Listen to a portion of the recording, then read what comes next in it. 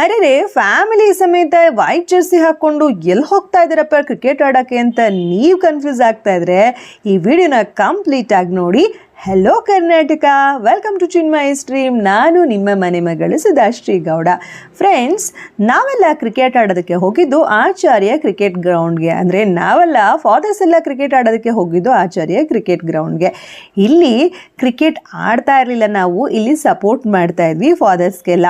ಹಾಗೆಯೇ ಇಲ್ಲಿ ಚೈತ್ರ ವಾಸುದೇವನ್, ನಿರಂಜನ್ ದೇಶಪಾಂಡೆ ಹಾಗೆ ಇನ್ನಷ್ಟು ಸೆಲೆಬ್ರಿಟಿಗಳು ನಮಗೆಲ್ಲ ಎನ್ಕರೇಜ್ ಮಾಡೋದಕ್ಕೆ ಬಂದಿದ್ರು. ಹಾಗೆಯೇ ಇವರೆಲ್ಲ QPL ಪ್ರಾಕ್ಟೀಸ್ ಕೂಡ ಮಾಡ್ತಾಯಿದ್ರು.